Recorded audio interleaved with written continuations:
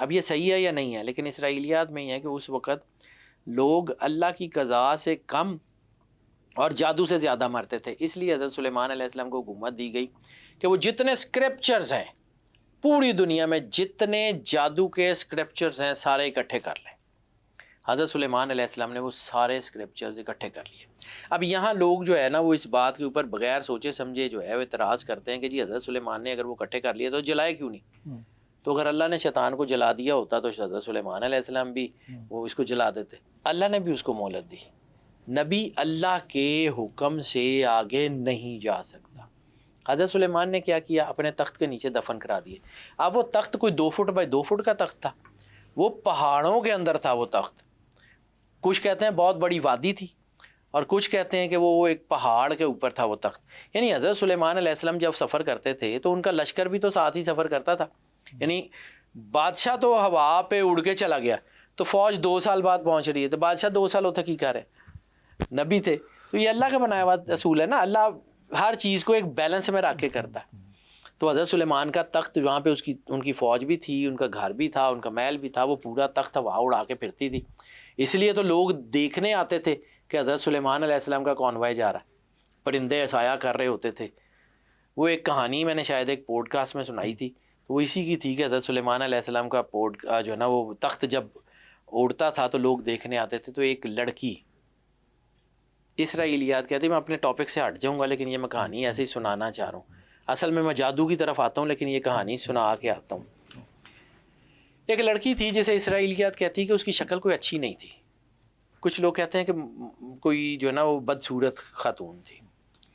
تو حضرت سلیمان کا تخت جو ہے وہ اڑ رہا تھا، تو وہ آگے دیکھنے گئی تو کسی لڑکی نے اس کو یا کسی نے تانا مارا کہ تو ایسے آگے جا رہی ہے جیسے تو سلیمان کی بیوی ہے۔ وہ رو پڑی، اللہ کو اس کے آنسو پتہ نہیں کیوں بھاگ گئے۔ حضرت سلیمان علیہ السلام کی بادشاہی ختم ہو گئی۔ وہ انگوٹھی تھی خاتم کی وجہ سے، خاتم سلیمان کی وجہ سے وہ انگوٹھی گری سمندر میں، بادشاہی ختم ہو گئی۔ حضرت سلیمان علیہ السلام نے ایک مچھیرے کے گھر 18 سال بٹی جھونکنے کی نوکری کی۔ وہ جو مچھیرا تھا اس کی بیٹی تھی، وہ اس نے جب دیکھا کہ یہ شریف آدمی ہے، خوبصورت بھی ہے، اچھا ہے، میری بیٹی کو تو اور کوئی رشتہ ملے گا نہیں، غریب ہی صحیح، میرا نوکر ہی صحیح، میں بیٹی کی شادی اس سے کر دیتا ہوں۔ بیٹی کی شادی اس سے ہوئی۔ اس باپ نے، مچھیرے نے 3 مچھلیاں بیٹی کو دیں کہ یہ اپنے شوہر کو کہو ولیمہ کر لے، ان مچھلیوں سے پکا کے تو بانٹ دے۔ وہ مچھلی کاٹی تو وہ انگوٹھی حضرت سلیمان علیہ السلام کی اس میں سے، مچھلی میں سے نکلی۔ اب دوبارہ بادشاہ بنے تو وہ لڑکی جس کو تاریخ کہتی ہے کہ مکروہ صورت تھی اس کی، وہ حضرت سلیمان کے ساتھ تخت پہ سفر کرتی تھی ان کی بیوی کی حیثیت سے۔ اللہ جس کو چاہے، جب چاہے، جیسے چاہے، جب چاہے، جہاں سے چاہے دے سکتا ہے۔ یہ کہانی سنانے کا مقصد ہے کہ وہ مسبب الاسباب ہے، وہ اسباب پیدا کرتا ہے، وہ حالات کا تابع نہیں ہے۔ اب حضرت سلیمان علیہ السلام نے جب وہ اسکرپچرز اکٹھے کر لیے تو آپ نے اس کو اپنے تخت کے نیچے دفن کروا دیا۔ وہ اسکرپچرز میں سے ایک صفحہ چوری ہوا تھا۔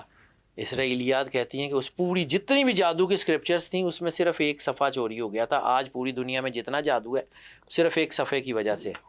واٹ ایف آج یہ جو نیشنل ٹریئر جس کو ڈھونڈ رہے ہیں، یہ اتنے بیوقوف نہیں، آرک آف کوننٹ کو ڈھونڈ رہے ہیں کہ جی وہ بیت المقدس کے نیچے کھدائیاں کر کے، تو وہ آرک آف کوننٹ ان کو بھی پتہ دفن نہیں ہو سکتی، وہ اللہ کی تنویر ہے، وہ اس طرح دفن نہیں ہوتی۔ وہ اس نیشنل ٹریئر کو ڈھونڈ رہے ہیں جو حضرت سلیمان علیہ السلام نے وہاں دفن کیا تھا۔ تو انہیں مل جائے گا؟ مل گیا ہوا ہے، مل گیا ہوا ہے سر۔ یہ ایسے ہی تو نہیں ہے ہو رہا یہ سارا، کبھی ریڈ ڈائفر کبھی کچھ، یہ ابھی کسی وقت میں اس کے اوپر بھی بات کریں گے۔ سر مل چکا ہے، اس لیے حضرت سلیمان علیہ السلام نے جو ہے وہ اس کو دفن کروایا تھا کہ ان کو پتہ تھا، اللہ نے بتایا تھا کہ آخری وقت میں یہ ہتھیار کے طور پہ استعمال ہوگا یہ اسکرپچر۔ کیا جی، ہم بہت زیادہ سنتے ہیں برمودا ٹرائی اینگل کا، اس کے کیا اسرار ہیں، کیا ہے، کیوں ڈوب جاتے ہیں وہاں پہ جا کے لوگ؟ آج تک اس کا حقائق سامنے کیوں نہیں آ سکے؟ اللہ نے روکے ہوئے تھے۔ ہو سکتا ہے یہ نیگیٹو طاقتوں کا گاڑو، ہو سکتا ہے یہ پازیٹیو طاقتوں کا گاڑو، دونوں رائے ہیں۔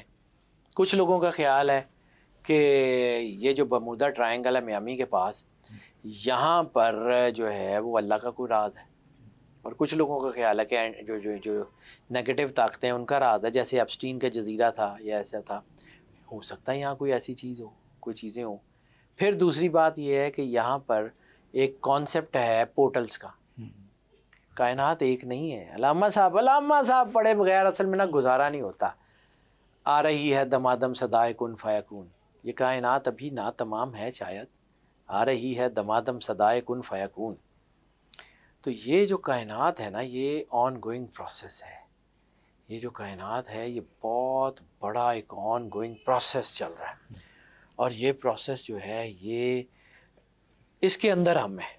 یہ اللہ کا شکر ہے کہ اس نے ہمیں اس دور میں رکھا جہاں شاید جو ہے وہ کم از کم ضرورت تھی کہت الرجال میں کسی بندے کی، میں اب میری اوقات حیثیت ہی نہیں ہے، لیکن کوئی بھی بندہ جو اس دور میں کم از کم مالک کی بات کرتا ہے وہ کوئی کام تو کر رہا ہے۔ اب آتے ہیں کہ یہ جو نیگیٹو طاقتیں ہیں، ہو سکتا ہے انہوں نے کوئی راز چھپائے ہوں۔ برمودا ٹرائنگل میں میگنیٹک فیلڈز ہیں، لیکن برمودا ٹرائنگل جو ہے آج اس کو کچھ لوگوں نے اس کو نیوٹرلائز بھی کرنے کی کوشش کی کہ جی وہ کچھ بھی نہیں ہے، جی اب نہیں گرتے جہاز، فلاں نہیں ہوتے۔ لیکن اس میں ایک راز ہے برمودا ٹرائنگل میں۔ جو 3 بڑی فلائٹس گم ہوئی نا، ان کے اندر 9 کا حصہ بڑا کامن تھا۔ اب میرے پاس وہ ڈیٹا نہیں ہے، مجھے ڈھونڈنا پڑے گا، میرے پاس میری ٹیبل کے اوپر پڑا ہوا ہے، تو میں نے اس کی ساری فلائٹس جو گم ہوئیں، کس سال میں گم ہوئیں، اور ان فلائٹ کا نمبر کیا تھا، اس کے اوپر ریسرچ کی تھی۔ تو یہ کوئی نہ کوئی گیم تو اس کے پیچھے ہے۔ لیکن آپ کے پاس آج پورا گوگل اسکائی بھی ہے، پورا گوگل ارتھ بھی ہے۔ زندگی میں کوئی ایک ایسا کوئی آپ کی کوئی ایسا جو ہے وہ آپ کی زمین کے اوپر 1 انچ بھی نہیں ہے جہاں آپ کے سیٹلائٹ فون نہ چلتے ہوں۔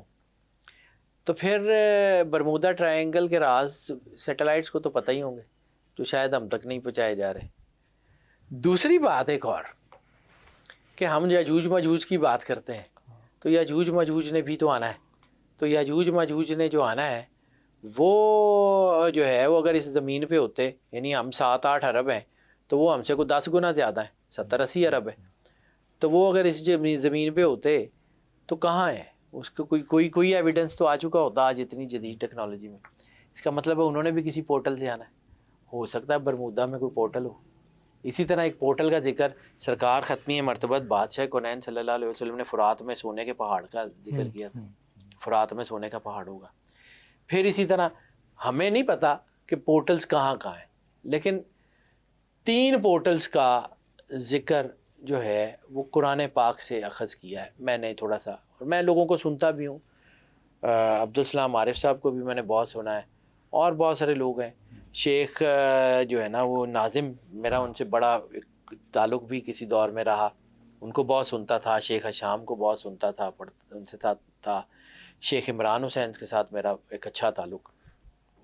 تو یہ جیسے جیسے جن چیزوں کو میں اس وقت جو ہے نا وہ ایکسپلور کرتا ہوں نا، تو مجھے یہ سمجھ آتی ہیں کہ کچھ نہ کچھ مسٹریز ہیں جو اللہ کی طرف سے بند ہیں۔